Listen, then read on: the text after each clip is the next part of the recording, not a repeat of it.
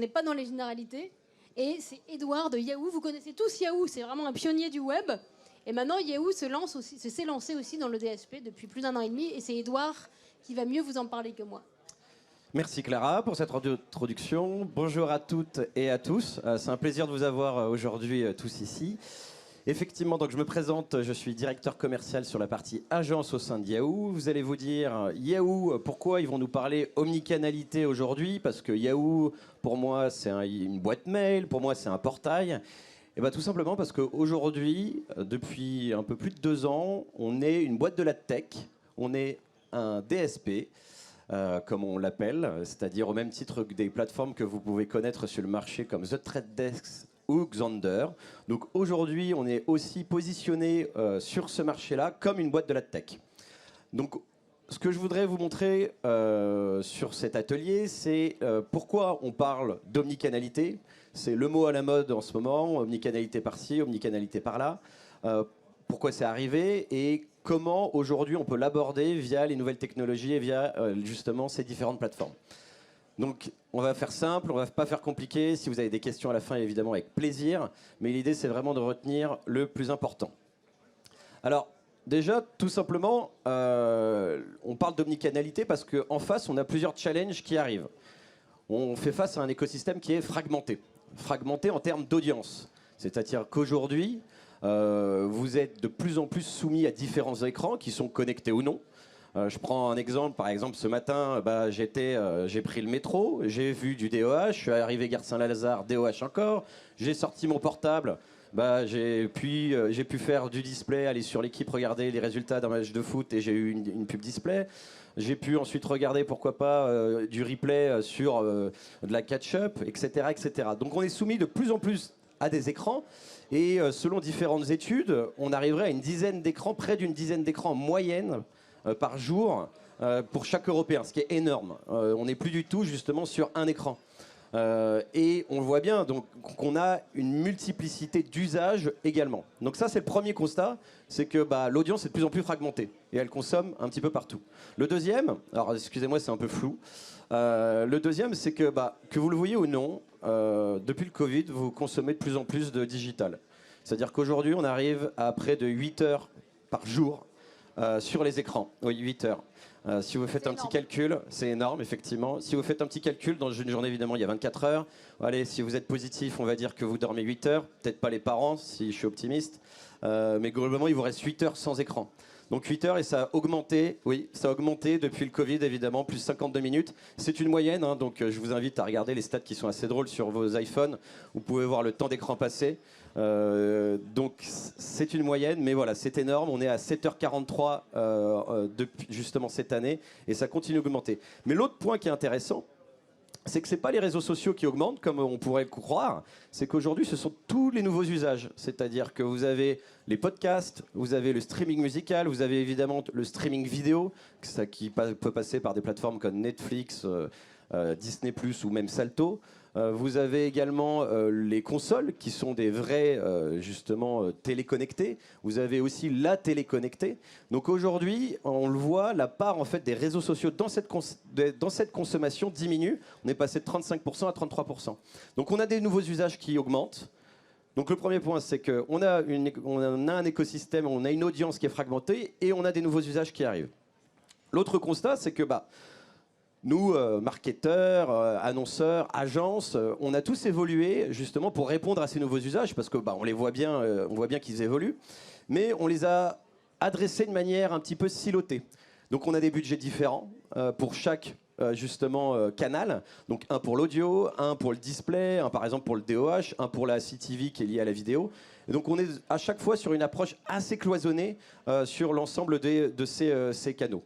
Donc le problème quand on a cette approche-là, c'est qu'on a une approche parcellaire, morcelée, vu que globalement, on aborde chacun un à un. Donc on n'a pas une approche globale.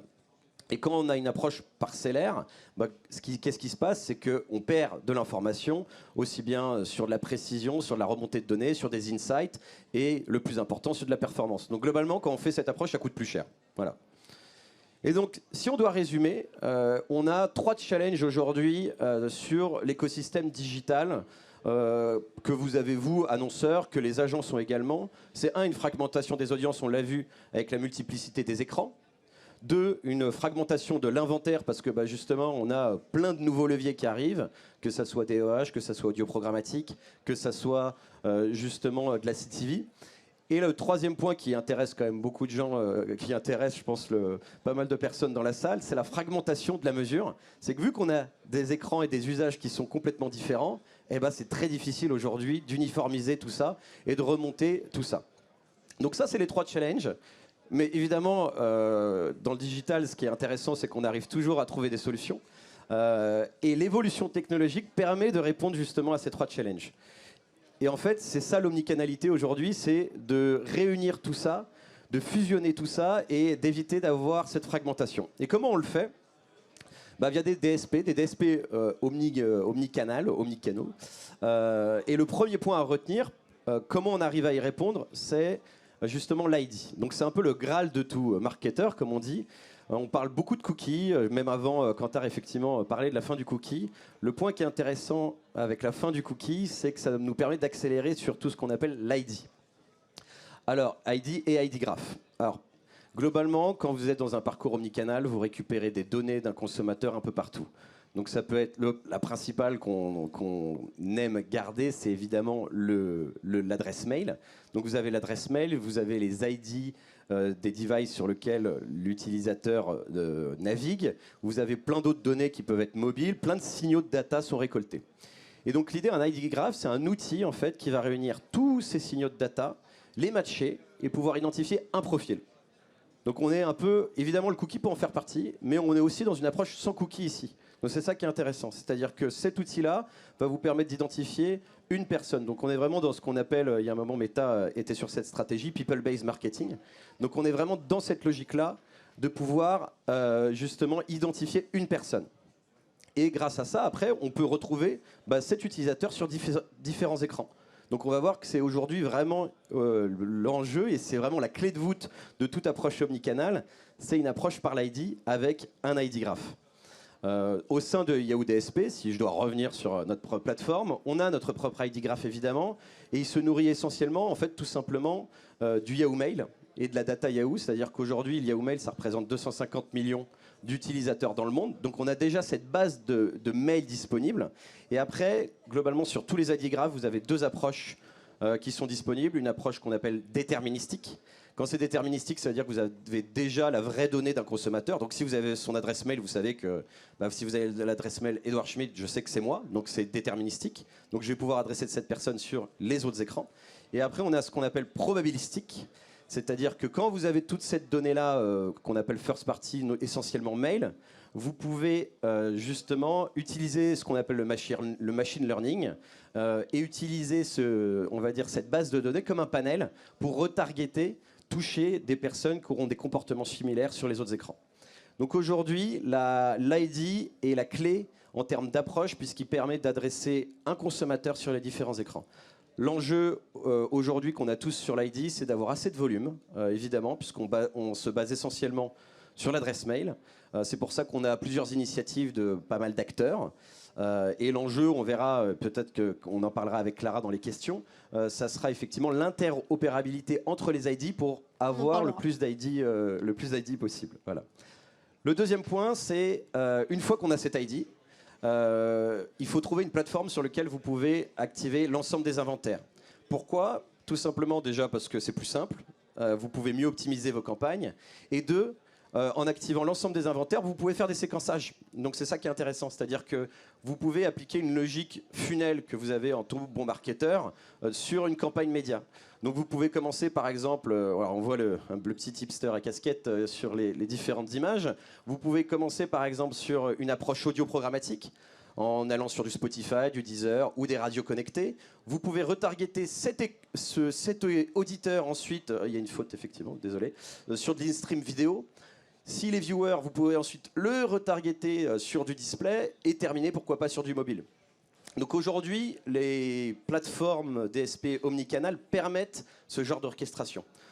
En même temps, vous pouvez aussi avoir des approches beaucoup plus simples, c'est-à-dire activer en même temps ces différents canaux et vous pouvez mesurer, on va voir justement la contribution de chaque canal. Donc c'est ça qui est intéressant. On peut évidemment, si on va plus loin, vu qu'on est dans cette approche people-based marketing, on peut faire des messages personnalisés en fonction de chaque canal. Donc évidemment, sur de l'audio, bon, c'est pas le même format, donc c'est logique. Mais sur de l'in-stream vidéo, vous pourrez avoir quelque chose de plus ouvert et en bas de funnel, vous aurez une approche beaucoup plus incisive. Par exemple, proposer un essai gratuit sur un abonnement, sur une offre, etc., etc. Donc tout ça, ça part évidemment, comme je le disais, de l'ID. Donc c'est ça qui est super important. C'est l'ID permet d'avoir cette approche de séquençage sur l'ensemble des leviers. Donc c'est important de trouver une plateforme omnicanal, tout simplement parce que c'est là où vous avez tous les inventaires et vous n'êtes pas obligé de siloter aussi votre achat média. Et le troisième point, c'est que on a vu en amont justement le targeting. On a vu en deuxième point qu'est-ce qu'il faut activer, donc on va dire les médias. Et le troisième point, on va dire, la finalité, c'est de mesurer l'impact d'une campagne omnicanal. Et aujourd'hui, sur plusieurs DSP omnicanal, on peut mesurer, toujours grâce à cet ID, je sais, je le répète beaucoup, mais l'ID est quand même clé, toujours grâce à cet ID, on peut mesurer à chaque fois le séquençage des différents médias et comprendre quel est l'impact de chaque, on va dire, de chaque séquençage, de chaque média. Donc c'est des choses qui sont possibles, qui permettent ensuite d'avoir des insights, qui permettent ensuite d'améliorer des campagnes, d'améliorer le séquençage. Je peux prendre un exemple, des fois on active certains médias, on se rend compte que notre cible n'est pas du tout sur de l'audio programmatique, on l'enlève, pourquoi pas surpondérer sur un autre canal. Donc c'est des choses qui sont ultra importantes. Donc pour résumer, voilà, parce que j'ai dit pas mal de choses, je crois, je ne sais pas si on est bon au niveau du temps. On est bon, magnifique. Pour résumer, comme ça vous retiendrez vraiment tout. Voilà, superbe. Donc comme on a pu le voir aujourd'hui sur le média, il y a pas mal de challenges avec une vraie fragmentation aussi bien de l'audience, des usages et de la mesure. Et aujourd'hui, grâce à des plateformes omnicanales, on peut répondre à ces challenges, à ces segmentations à travers trois grands points. Un, l'ID, je crois que vous avez compris sur ce sujet-là, je ne vais pas y revenir. L'ID est clé. Deux, le séquençage, donc créer des histoires, justement, créer des campagnes avec différents séquençages. Et la mesure, l'idée c'est d'unifier la mesure à chaque fois quand vous avez cette approche-là et d'éviter d'avoir cette fragmentation. Donc pour terminer, c'est vraiment à retenir, c'est ces trois points-là sur l'omnicanalité qu'il faut appliquer. Derrière, en transverse, j'ai envie de vous dire, l'omnicanalité aussi et les plateformes omnicanales, ça répond quoi? Ça répond à une logique de simplicité, tout simplement. Simplicité pour les annonceurs, simplicité pour les agences. Parce que quand on achète sur une plateforme un DSP omnicanal, vous avez tout sous une campagne. Donc vous pouvez basculer des budgets, vous pouvez optimiser en live. Vous n'êtes pas obligé de contacter chaque propriétaire de médias. Donc c'est vraiment dans cette optique-là qu'on avance. Et le Yahoo DSP, pour terminer quand même sur notre solution, effectivement, répond à cette challenge et répond à ces trois points-là. Donc voilà, c'était notre approche assez synthétique, avec vraiment des key points pour retenir justement sur l'approche omnicanal. Voilà. Merci. On va s'avancer un petit peu. On s'avance un petit peu, c'est parti. Donc là, vous nous avez vraiment donné concrètement les solutions omnicanal de Yahoo. Mais alors, on va revenir dans une petite interview sur le pivot de la tech que Yahoo a pris. Parce que nous, on connaît Yahoo vraiment comme un des acteurs historiques du web, comme on a connu avant Caramel, vraiment les débuts, MySpace et tout ça. Qui se souvient? Les anciens se souviennent. Et là, Yahoo, on voit un Yahoo à la pointe de l'innovation. On arrête la pensée en silo. On les voit prendre 10 ans d'avance. Donc, que s'est-il passé? Comment la marque vraiment de Yahoo s'adresse-t-elle aux annonceurs et aux agences en tant que ad tech provider? C'est vraiment nouveau. Alors ça, c'est un vrai challenge de notre côté pour être transparent avec vous. C'est comme tu le disais, Clara, Yahoo, aujourd'hui, c'est une marque média, c'est une marque historique. Je pourrais même dire une marque iconique dans un certain sens du fait de son histoire, qui est riche. Aujourd'hui, en fait, on réadresse les agences, on réadresse les annonceurs parce qu'on se détache de plus en plus du média. Le média a son intérêt parce que, comme on a pu le voir, le média va nous fournir des ID. Surtout de la data loguée, en fait. De la data loguée, exactement, via le Yahoo Mail. Donc aujourd'hui, on va développer le média surtout pour récupérer de la valeur en termes d'ID, et grossir, on va dire, ce pool de data. Mais derrière, notre offre média, on va dire, est mise en retrait. Alors moi, c'est un intérêt... alors déjà, c'est plus stimulant pour moi parce que quand je vends une campagne, je vends des campagnes 360 qui répondent à l'ensemble des problématiques. Pour les annonceurs et les agences, je suis beaucoup plus transparent. Donc c'est un vrai mot aujourd'hui, nous, dans notre approche, c'est la transparence. C'est-à-dire que mon objectif, ça va être de vendre la meilleure campagne avec la meilleure valeur ajoutée par rapport aux KPIs, par rapport au brief. Donc je ne vais pas être tenté de vendre mon média Yahoo. Donc c'est vraiment un point important de dissocier. Donc aujourd'hui, on est vraiment dans cette approche de transparence. C'est du boulot. C'est du boulot, mais c'est pour ça que c'est intéressant aussi. Et on axe énormément aujourd'hui sur les 3 points que vous avez pu voir. Il y a donc l'ID, il y a l'inventaire et la richesse de l'inventaire disponible, il y a la transparence et la performance, c'est le dernier mot qui reste en transverse. On y reparlera peut-être enfin, puisqu'il y a une nouvelle qui est arrivée cette semaine. Vous pouvez nous en dire plus? Je sais pas, j'en profite parce que ça serait peut-être une question. C'est pas une exclue, non, Clara, t'enflamme pas. C'est quelque chose qui est tombé effectivement cette semaine. On a un deal, c'est-à-dire qu'on est devenu l'actionnaire principal de Taboola. Et l'idée, c'est de créer des synergies sur l'année prochaine. Donc j'ai envie de dire, j'ai pas encore tous les détails, more to come, mais l'idée c'est d'asseoir encore plus le positionnement performance aussi de notre plateforme et de Yahoo également pour l'année prochaine. D'accord. Mais alors, comment vous avez dû réorganiser vos services, vos équipes? Comment ça s'est passé en 1 an et demi, donc dans un temps comme assez limité? Alors, ça a été plus d'1 an et demi, plus Clara. d'1 an et demi. Ouais. Alors, il y a deux sujets sur toute cette évolution au sein de Yahoo. La première, c'est une évolution produit. En fait, il y a un moment, j'ai montré l'approche silotée. Il y a une époque, je ne sais pas si vous vous rappelez, il n'y a pas si longtemps, parce que dans le digital, c'est le Moyen-Âge, mais c'était il n'y a pas si longtemps, c'était il y a 4 ans, à peu près. On avait des DSP à peu près pour tout. Des DSP pure player. Il y avait un DSP pour la vidéo mobile, un DSP pour juste de l'affichage, etc., etc., un DSP pour du display. Et donc, nous, c'était le cas aussi au sein de Yahoo, c'est-à-dire qu'on avait 5 DSP. Ce qui s'est passé, c'est qu'on a décidé de tout fusionner. Ça a mis plus de 2 ans et demi. Il y avait 50% des effectifs de l'entreprise qui étaient dessus. Donc, c'est énorme. Ça a été un gros enjeu business, un gros enjeu stratégique. Donc on a tout fusionné et ça a été consolidé depuis, je dirais, début d'année dernière. Donc c'est effectivement assez récent. Donc ça c'est le premier enjeu produit, enjeu stratégique. Le deuxième, ça a été un enjeu organisationnel. On est une entreprise qui est effectivement issue aussi de la partie média. Donc on avait des entités qui travaillaient en gré à gré. Un peu moins dans des logiques programmatiques.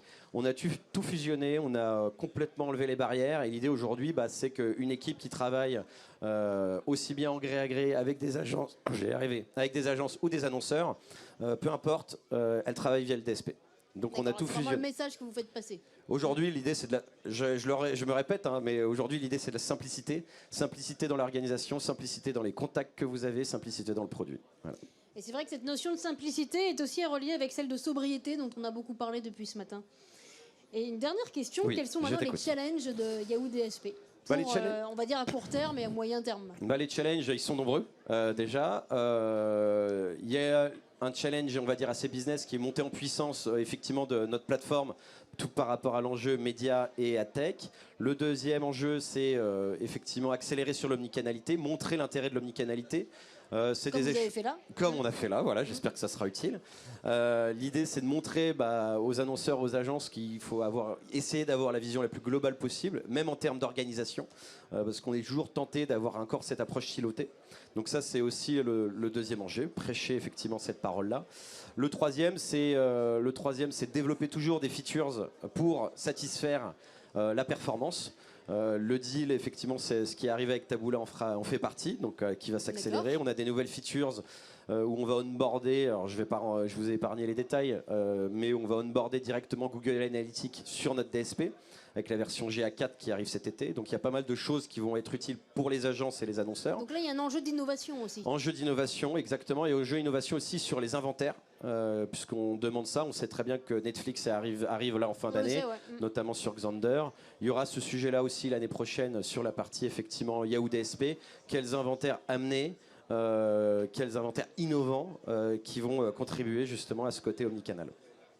Donc voilà, pas mal de challenges, Clara, mais on est assez confiant sur ce qu'on peut faire, parce que les possibilités sont assez infinies, j'ai envie de dire. Vous êtes assez confiant parce qu'en plus vous avez déjà vu les évolutions que prenait le web et en particulier la publicité numérique. Oui, et puis surtout on voit que ça s'accélère, que les logiques omnicanal aussi, on en parlait très peu il y a un an. C'est des choses qui sont accélérées avec la sortie de Covid, notamment les gens qui reviennent dans les magasins. On voit par exemple l'e-commerce, pour l'instant, des fois peut avoir des ups and downs, comme on dit. Les gens recherchent aussi du vrai. Et c'est les comportements, en fait, sont assez variables. Et donc exactement. ils sont difficiles à cibler, à cerner. Exactement. Et globalement, en fait, ça fait le pont. Aujourd'hui, l'omnicanalité fait le pont entre le off et le on d'une certaine façon, avec tous les médias qui sont à disposition. Voilà. Ça permet vraiment d'avoir une visibilité presque intuitive, en fait, des comportements. Donc, voilà. Merci beaucoup, Merci Édouard. Clara. Voilà, je sais pas si on prend pas les questions, je sais pas comment tu si fonctionnes. si quelqu'un aurait une question, parce qu'il y a quand même eu deux interventions d'Yahoo, est-ce que quelqu'un dans la salle aurait vraiment une question à poser à Édouard? Si vous en avez pas, ça veut dire que j'ai été clair. Donc vous avez tout compris? Voilà. Je pense que ça va Ah bien. bah c'est bon. Voilà. Parfait. De toute façon, vous aurez aussi le replay. Merci beaucoup, Édouard.